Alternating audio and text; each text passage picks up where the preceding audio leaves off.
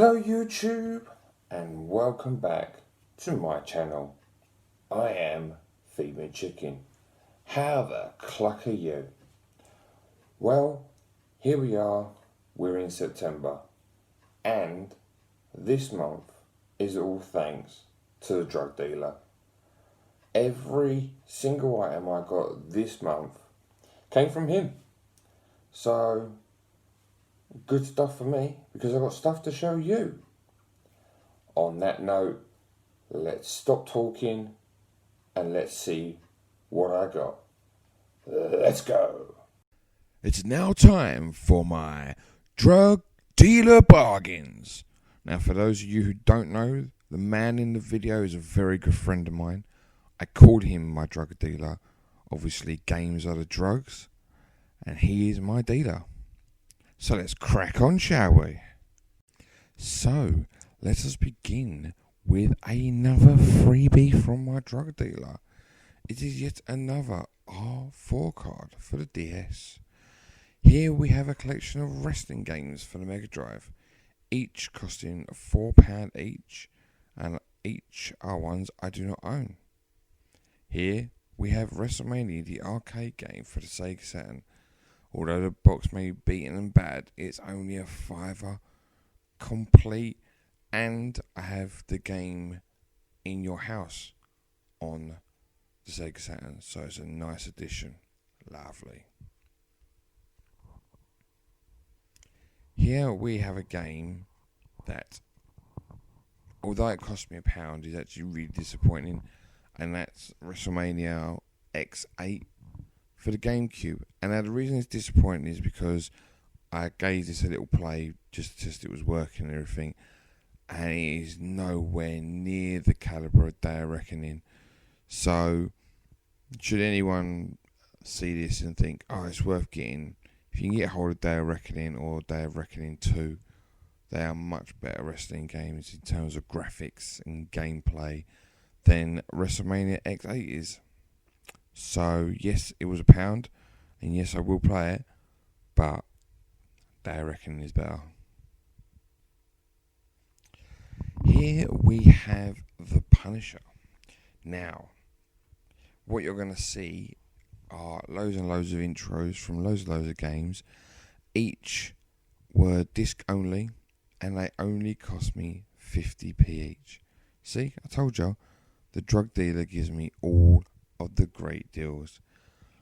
Now, Ballistic Headshot, he was a really big fan of this when it came out back in the day. I didn't really grasp hold of this game when it came out. I'm not really sure why, because this is a gruesome game. I think it's because you do the same thing over and over again. But again, you do that in games such as Manhunt, and I enjoy that. So I'm looking forward to giving this a good old play at 50p. Here we have a game that when I was talking to my drug dealer, I was actually going to pass this one up until he told me he had games such as Sonic the Fighters and the expensive kart game that's on the Game Gear. When he told me that they had these games on it, I was like, right, that's it, I'm taking this game. Right, now, you're going to look at this and think, right, Celebrity Deathmatch, this is an awful game. And thanks to Triple Jump, when they played their awful games, they played the Xbox version of this, and I actually thought it looked really good. I think there's a lot of people who don't give clay animation games a chance. I mean, you know, you had Clay Fighter, and that was written off. But there's so much effort that goes into a clay animation game, and I think they get just brushed under the carpet. I mean, I've got Clay Fighter for the SNES and for the N64, and I enjoy both of them. When I saw this on Triple Jump, I was like, actually, I don't think this is as bad as what they were making out. I mean, to be fair, this introduction, when it was being played, I was like, whoever's done this introduction really wanted to show it at its worst. But I really wanted to give it a go, and it's no money, 50p. So, Celebrity Deathmatch, PS2. Akuji, or Akuju, or however you pronounce it. I actually don't know anything about this game. It just looks cool. So, I took it. And that was it, really. As you're seeing here, and I'm assuming that I don't need to be a rocket scientist to figure out that this is to do with like voodoo and dark and black magic.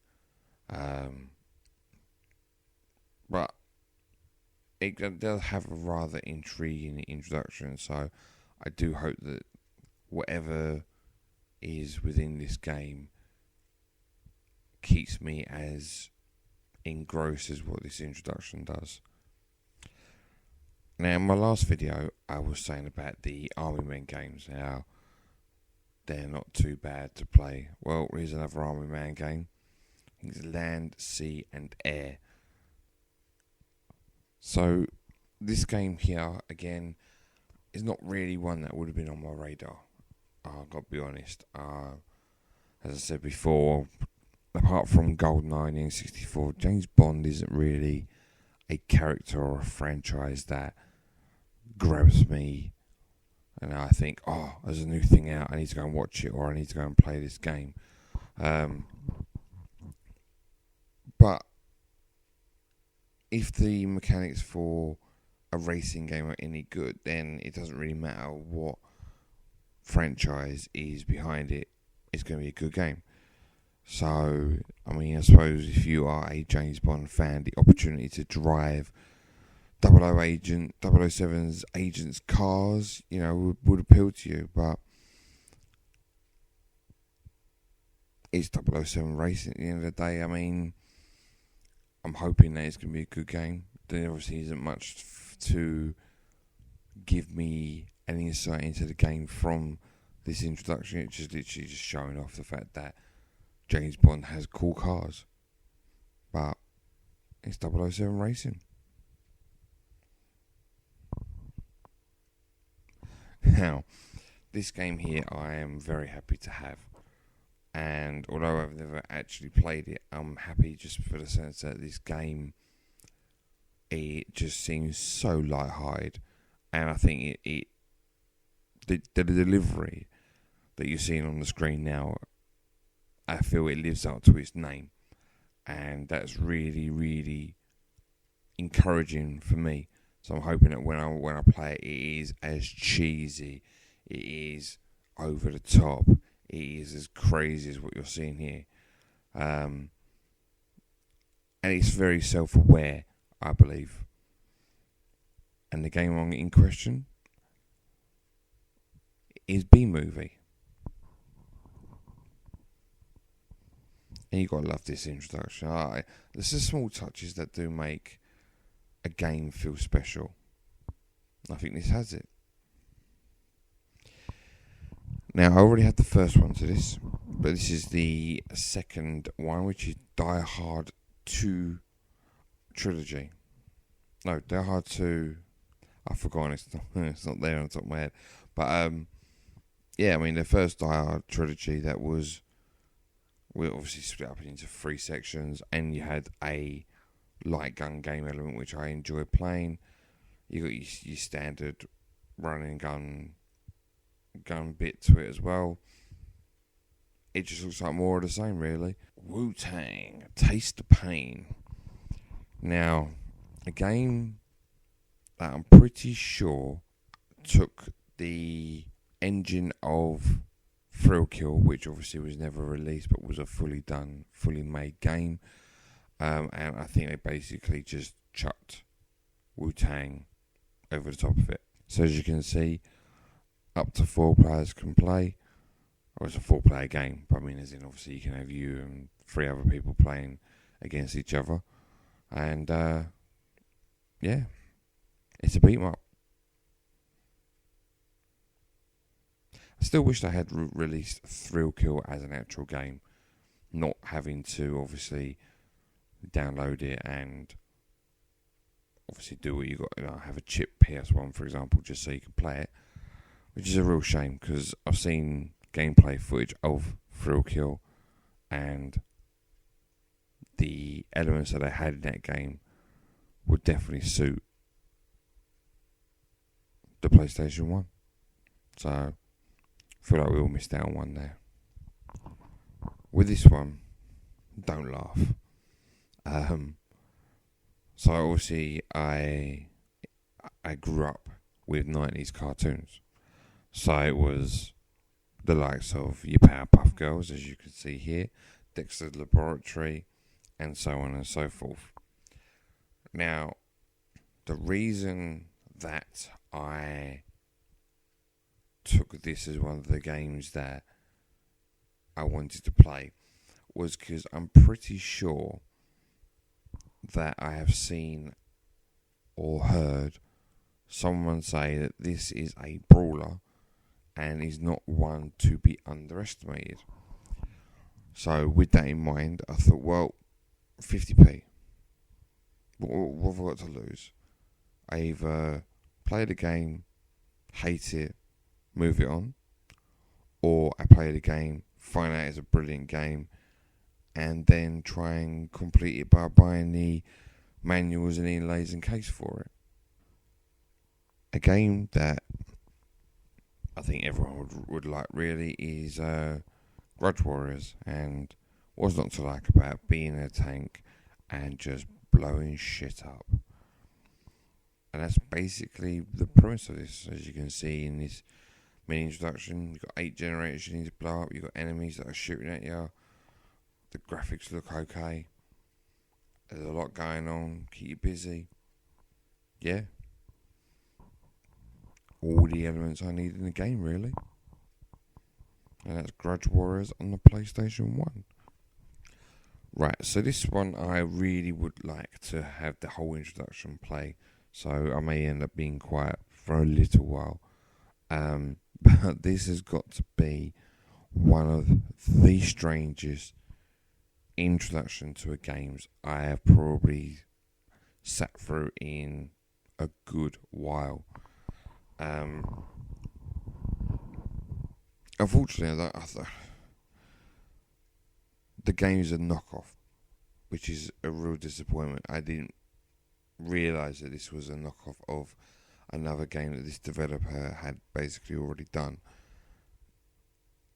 However, I just can't get over this strange opening to the game.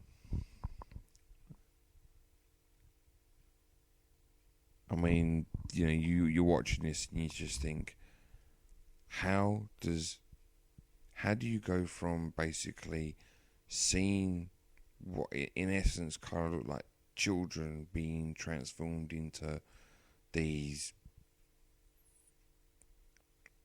I don't know what you want to call them really, into these things. How can you see that and then think, oh yes, this is where loads and loads of little characters run around very, very large platforms in races? To me, it just doesn't make sense. It doesn't make sense at all. But in case you haven't figured it out, Micromaniacs is a unfortunate knockoff of Micro Machines, done by exactly the same developers. And in all honesty, from the very little I have played this, Micro Machines is obviously by far the superior game. And just why you would think that you can make a quick bit of money off of just ripping your own franchise off, I don't know. Because Micro Machines is just like, it's the don of this sort of game. And then you just basically transform that into these little people doing exactly the same thing. Yeah, moving on.